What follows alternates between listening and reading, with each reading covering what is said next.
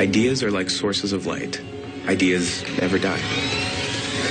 Looking back into the past was really inspirational to me. It was about these geniuses who were using the technology available to them at that moment to create incredible magic. But then to see what I can learn from that past era and using modern technology create something new today. I'm inspired by magicians who are performing in their own space. The theater itself becomes part of the trick. So I realized that the kinds of tricks I needed to do needed a space to do them in.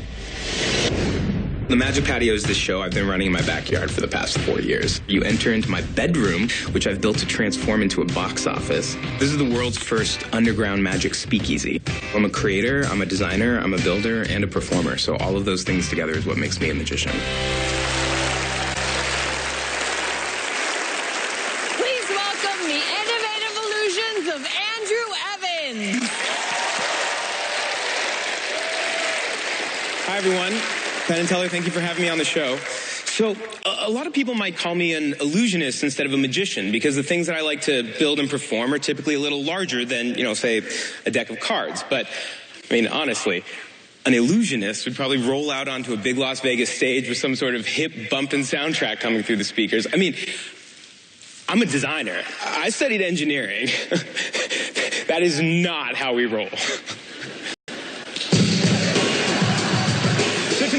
To present a simple demonstration of physics. Now, this idea came to me while I was in the workshop, and I was trying to reach a tool that was on the top shelf. Oh, hey now. My mom said that being 5'5" is nothing to be ashamed of. Just saying.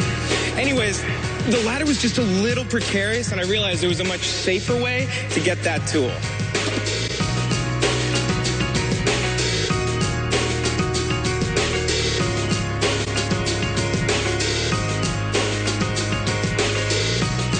That's right. Ask a friend for help. This is Naomi, ladies and gentlemen. She's the tallest person I know.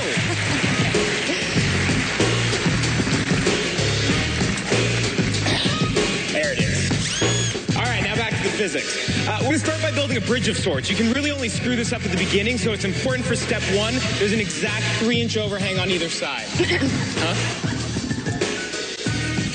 5. That's okay. Here, hold on. Let's see. Close enough. All right. Step 2, we got to add some infrastructure.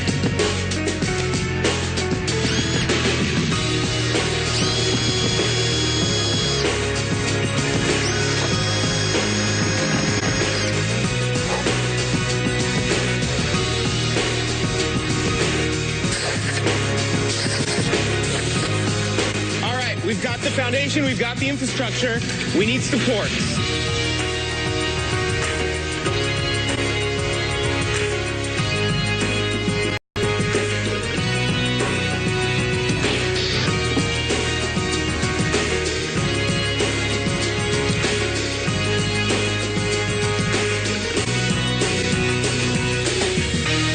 Man, I gotta get me one of those. All right, now, what you're about to see might look impossible, but honestly, it's nothing more than subtle scientific principles and innate human abilities. We'll explain along the way so you don't get lost. So first, we're going to start with what appears to be a precarious balance.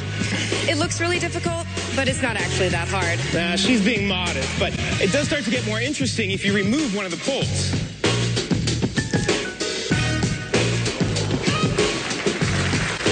Or hold on, even more so, if we adjust the angle just like this.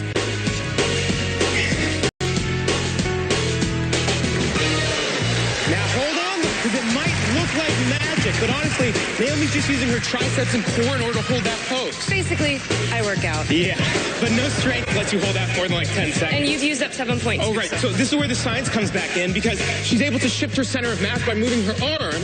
And as Newton's first law states, a body rest will stay at rest. Precisely.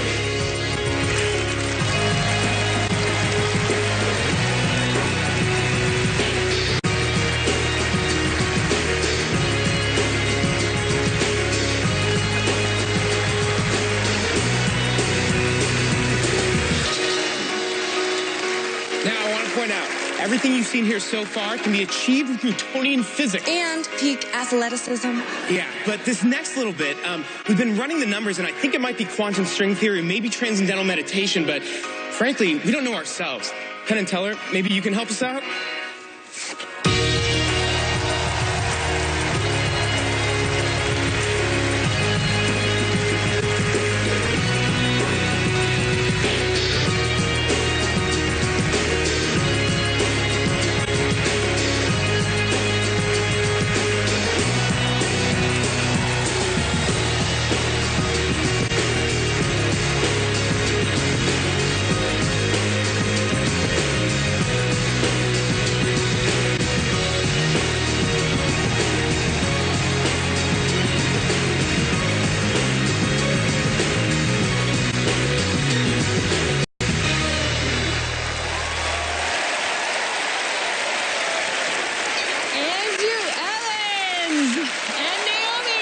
Thank you. This is a really, really creative way to use your engineering for magic. Yeah, absolutely. Yeah. It all kind of goes hand in hand. I've always loved kind of trying to bring those things together, and yeah, this is one way we did it tonight. And you built the whole trick Yeah, yourself. absolutely. That's half the fun for me, is designing and building these things. That's awesome. Yeah. So do you do magic full time?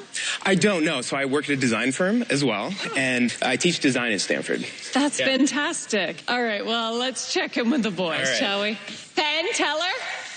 You know, it's the hardest thing to do on Fool Us is to do big tricks. And this is a big trick that's just beautiful, and the audience just loved it. What's wonderful about this is what you brought new to it, what you made unique about it. I mean, you've gone back to the original ethereal suspension, which, you know, then became this cheesy, bad version broom suspension, which everybody does and everybody hates, and doesn't have the phases in this that have all the provers in there. We also liked really nice touches of you just drilling the holes for the poles right in front of us. And we love the way you handle all the power tools. But someday we'll have to get you in here to actually work on our stage and build something for us. You're very good at building all this stuff. And there's something else I'm going to say, because there's a thing that sleight of hand guys always do, which is hiding something under a natural action. What you did here was sleight of board.